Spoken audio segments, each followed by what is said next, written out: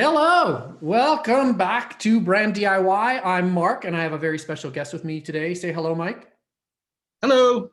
Maybe you can say hello in Spanish, the Toreador in the background there. Hola. Hola. ¿Cómo está todo? That you definitely win the award for the most. Yo soy Miguelito. Yeah, I like the sort of the rumpus room vibe and the backdrop. It's killer, man. Well, my office building here, I didn't get to complete the thought earlier. It's from the 50s, so it's all teak paneled and it's awesome. Yeah. Everything old is new again. Yeah. Very cool. So I'll plug in the coffee maker and the microwave at the same time. Exactly. Exactly. So you got a very, very cool problem. You're a brand DIY member. I've known you for about 150 years. Yep. You used to have an office right next to my office on Granville Island in Vancouver. And you are one of the most widely talented guys I know. Okay. Now you're a martial arts master. Well, right? I teach Aikido, yes. Aikido. Yes. Okay. And you actually have a studio yes. At your place up from Vancouver, Gambier Island, right? Gibson's up in Gibson's. So you've got your own studio that you built, and it's a pretty kick-ass studio. Mm-hmm. Now you're also a musician. I remember when I lost track of you, you left Vancouver and you actually went down to Nashville to go and make your career as a musician. Yeah, I'm a good case study in stumbling into success. So, you know, it's the saying in the music industry or entertainment, you know, that overnight sensation only took me 25 years. So yeah. I scored what's called an O1 visa, which is really hard to get. It's for persons of extraordinary ability. And so I got like the max 3-year period. And so at the time I was like, well, I better just go. So I went down to Nashville for a year and toured around the States. Yeah. That's crazy. And I mean, I've seen you play guitar. You're a smoking hot guitar player. I've just like, you know, I've been playing guitar for 15 years and it just makes me feel bad every time I watch you. It's crazy. I remember going to your house and playing your guitar and you saying, what are you taking? Yeah, I know. They kept coming out with riffs and songs and you're like, what are your supplements? I know. It's just like, it just makes me sad. It makes me want to give up every time. Now, you're also a psychotherapist. Yes. So when we met, I was editor of Shared Vision magazine, which had turned a corner. And oh my God, I totally forgot about that. Yeah. Yeah. So it was part of a chain of magazines across North America that were bought up.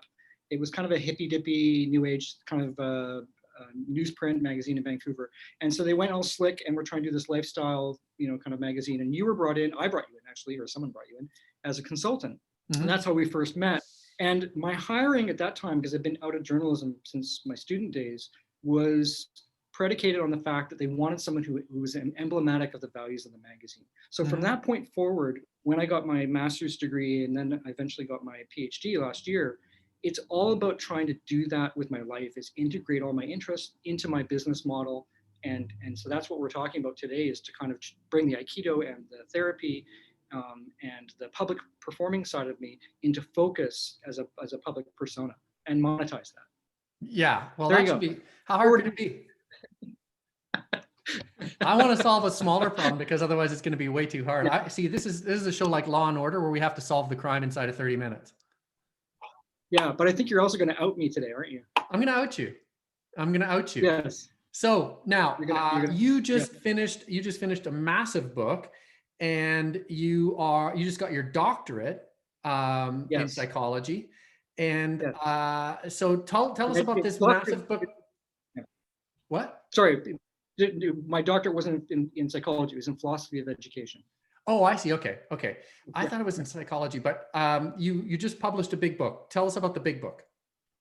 So my thesis was about looking through the lens of Aikido, and Aikido is the defensive art. So you're learning how to be calm and deal with any kind of challenge without being aggressive and destructive towards it. And I use that as a kind of an ethos about how to approach life and how it changes you, the personal development model of learning, right? Because that's the Asian way, is that the East Asian philosophy is that it's developmental. You're not trying to acquire technical knowledge necessarily. So that was the core of the book.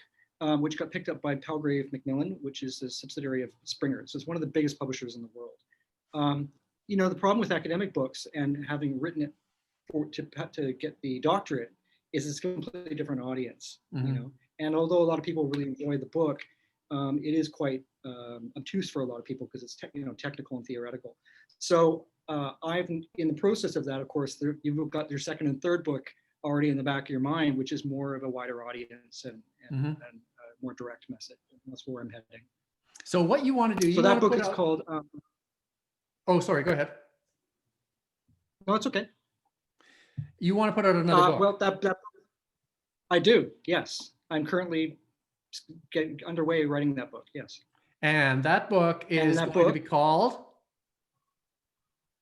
I'm very excited about this. So we just chatted about this, and this is where you're outing me because I wasn't going to disclose this, but here we are. We're launching it worldwide right now. That book is called The Death of Denial. Now, this was a really exciting moment for me because it's the turnaround of a very famous book by Ernest Becker, who was a SFU alumnus, called The Denial of Death. And a lot of people maybe remember that book, which is about, kind of an existential philosophy look at how our society and our grandiose kind of public structures and skyscrapers, they're all a manifestation of how we're really insecure about the fact that, we can't control anything. And it's kind of a defiance of the decay of nature. And so it was a very groundbreaking book to bring that into public view. And so the idea of calling it The Death of Denial is, of course, to look at that kind of principle from what he called terror management, or someone later called terror management theory. We're always kind of staving off that we can't control death and living forever. And so the death of denial is obviously sparked by the Me Too movement, climate change, what we're seeing with the erosion of civil democracy, with social media, AI. There's all kinds of things that we feel are slipping out of our hands that were kind of knowns before. We had sort of the institutional things that kind of kept us reassured that there's some kind of constancy. And so we're in a time of great upheaval and existential crisis. I love it. I mean, you're taking on a very small issue, so it should be easy to write about. Yeah, of course. But the subtitle is the thing that focuses it very strongly, and this is what brings together the psychotherapy view and kind of a spiritual psychological view, which is how to heal the world. Essentially, that's what it is. It's a psychotherapist's view of how to heal society in the way you would heal a patient. So Joel Bakken, who's a law professor at UBC, has now come out with his sequel to the most successful Canadian documentary of all time called The Corporation. And what he did in The Corporation, which came from his book, was pathologize what corporations are. And in fact, they are a pathological structure. We were talking about this earlier. They don't give a damn about your well-being. It's bottom line. And in the United States, they have the status of a person. So he kind of diagnoses the corporation as a psychopathic entity. His follow-up is called The New Corporation. So my approach is kind of this, is a little bit touching on that idea, is to kind of look at our society and say, what does it say about us? And what do all these crises about Me Too or whatever say about our society? And how can we treat that as if it was a healing relationship, as opposed to everyone just go their own way and try and survive? Now the corporation, that's where I first met Ray from Interface. What was his name? Ray, who had that epiphany, and I was like, oh, this is so cool. Because for folks who don't know the story, Interface, like every carpet company, was toxic. The stuff they put into rivers, it would dig a hole, it would burn a hole in the bottom of the earth. And he realized that one day that if they kept making stuff the way they kept making stuff, one day the world would catch on and throw them all in jail. And so he started on this sort of crusade of cleaning up the carpet company. It's a wonderful story. The Corporation, fantastic book, but your book sounds very ambitious, and I think it deserves a public hearing, not an academic hearing. And that's what brings us to today, how we're going to bring this thing to life. The Death of Denial, by the way, don't try to steal the name because we just registered it. Ha ha ha ha. That's what Mike and I did. Don't tempt people. They may try. That's what Mike and I did 15 minutes before this show. We registered the damn name, so don't try to steal it. It's a wicked name. All right. So the problem is, how do you bring this out to a public audience? I know that's a thing that a lot of people, a lot of entrepreneurs are facing. So they're building a product or they've got a service, but they also want to bring out thought leadership and monetize that perhaps in a book. You know, so that's kind of that, and you want to figure out a smart way to do that. Well, you want to do it on the way. The problem is if you wait until the book is complete and then you've got to get it to a publisher, and then you're probably a year and a half out or 2 years out, maybe if you get it published, and then you've lost time. So you're dead. You're dead. We're not going to do that. Changed and you're talking. That's right. No. So we want to build the excitement and get the early adopters and take that that ramp up on the way to the book, so you build excitement, and that's what I'm looking to. I think you could actually go one further and turn your fans into the co-authors of the book. So hear me out on this. So what I would highly recommend, I was going to do it on my book, didn't see it coming, but I never got around to it. But I think it's the smartest way in the world to bring a book out is to use the Reader's Digest school.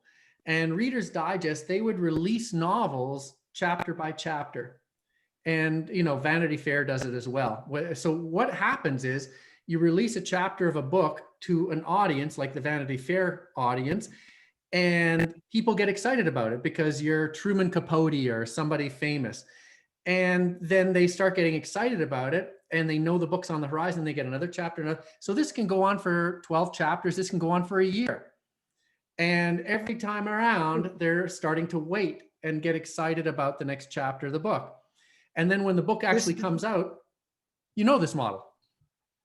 Well, I'm just astonished, and this is exactly why I wanted to have a conversation with you, because I know you'd come up with something that was just in my blind spot. And yeah, you didn't think of this? No. Oh, you're flattering me. That's awesome.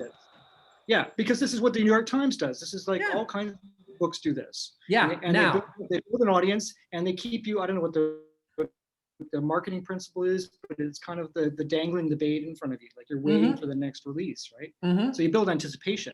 Yep. Brilliant. And that's the old school way of doing it. I've got another way of doing it, which is it adds something, because ideally what you want to do, you have won if you're not on a platform like Facebook or LinkedIn or any other platform, because they can just type in a couple of lines of code and wipe you out. They own your audience. So what you want to do, which I have been terrible at doing, is pulling the audience that you have into your backyard, that is onto your mailing list. So what you want to do, you probably want to start a group like this one on Facebook, or even better, you can release the book here in my group. But then what you want to do, you want to, like, half a chapter or a few pages at a time, you want to release this thing. Then what you want to do, you want to say, hey, you know what? This is one page of a 5-page release. If you want to see the other 4 pages, come hang out in my backyard, AKA my mailing list. And you're going to get steady mailers as the chapters get released. And not only that, you're going to get the chapter to you, mailed to you 3 days before it gets released here on Facebook. So you drive people into your backyard, and then you get 100, 200, 300, 500, 1,000 people who you now own. They're a captive audience. They're your best friends.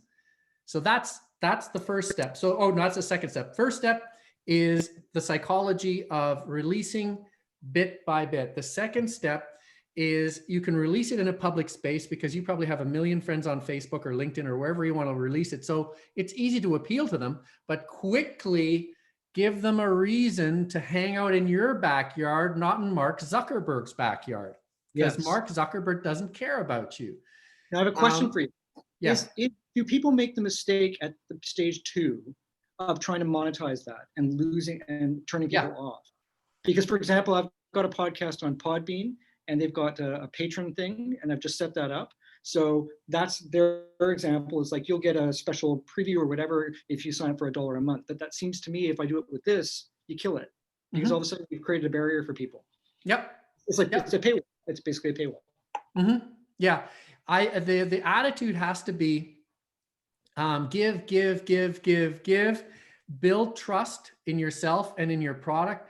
And then at the very end, you take. Now, it's been proven again and again. People say, oh, well, if I release it chapter by chapter, nobody's going to buy the book. Bullshit.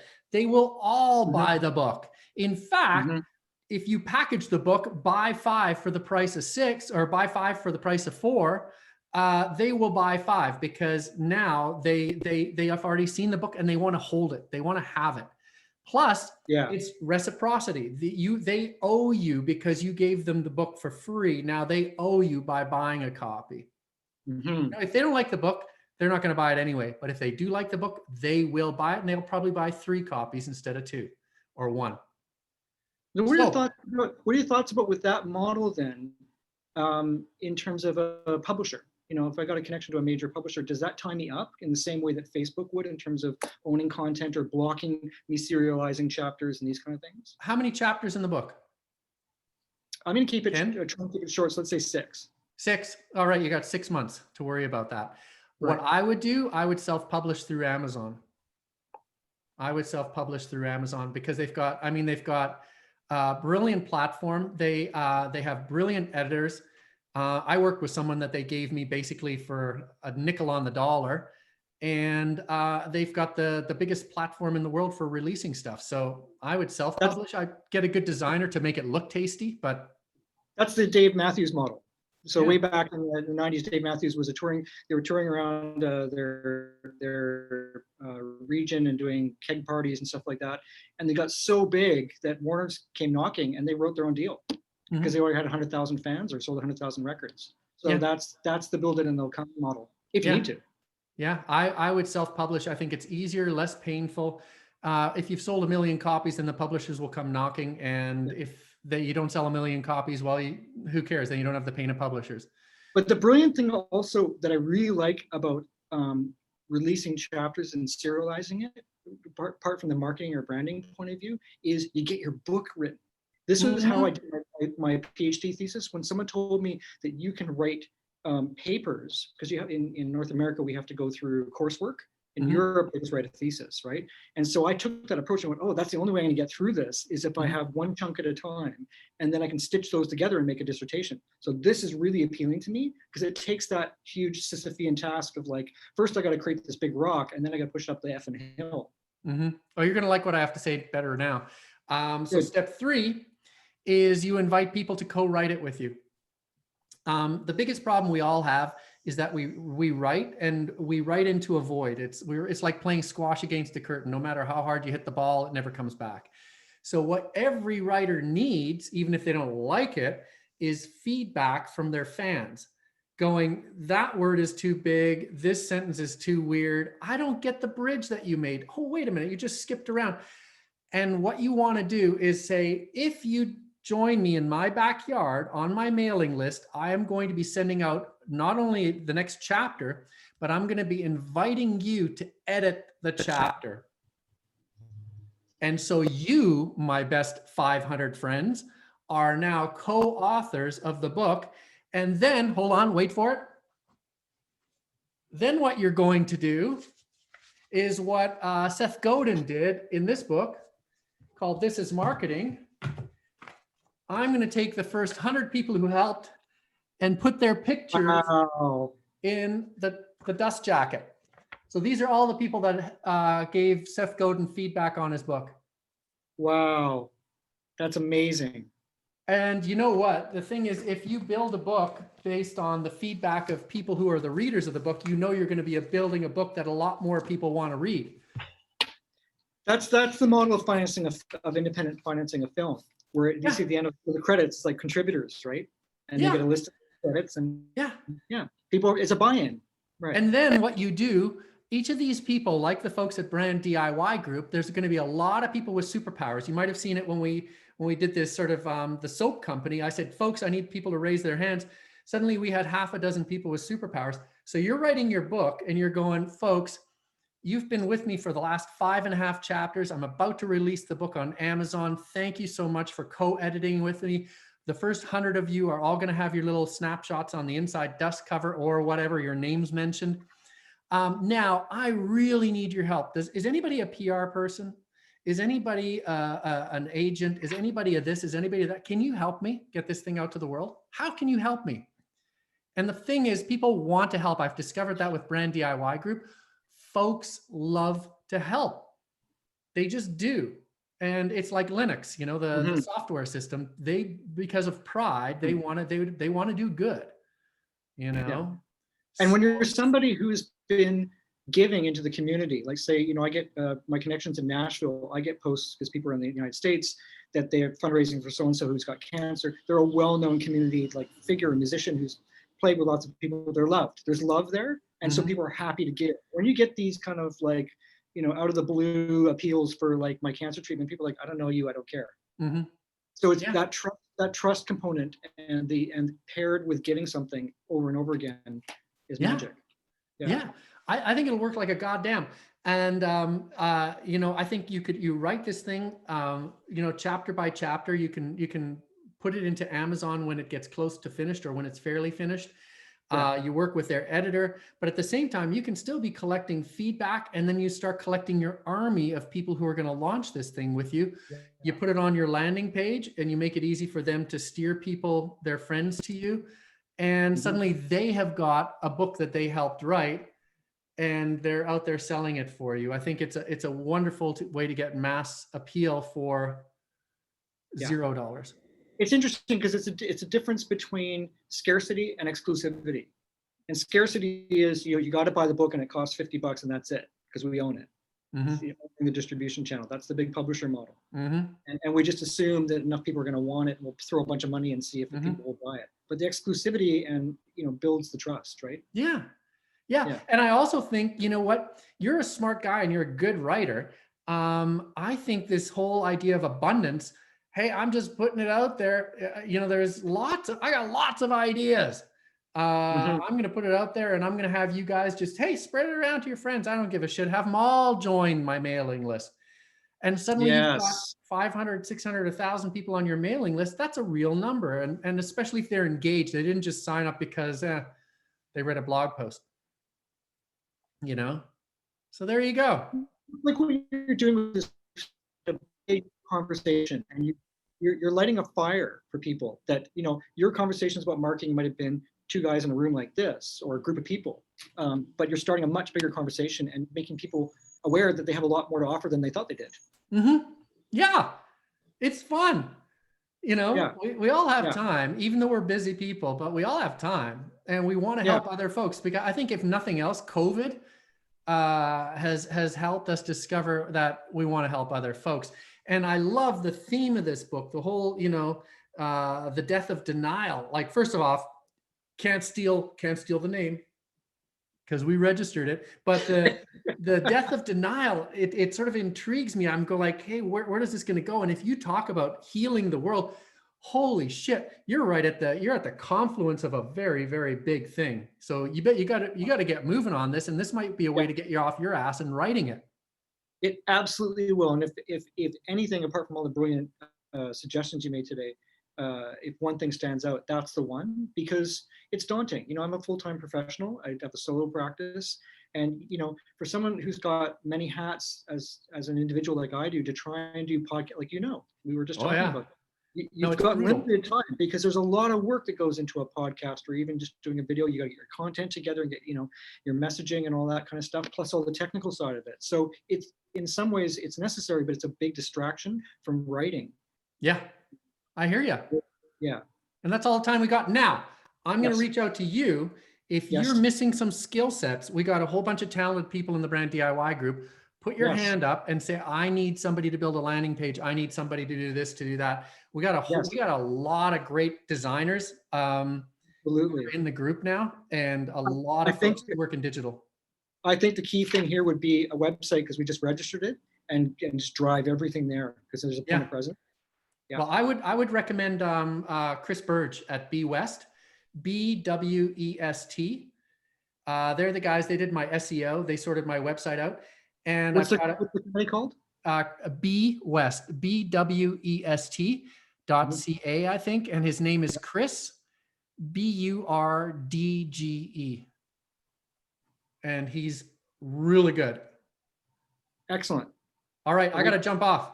Thank you so much. It's great to see you. That's awesome. I'm stoked. I can't wait to start advertise it in the group, because we got like over 400 people now. If you want us to start reading stuff, I think you're probably going to get a pretty lively audience, and I'd sign up for your mailing list. So fantastic. Well, you just lit a fire underneath all of this. It's so exciting. Yay! Yeah.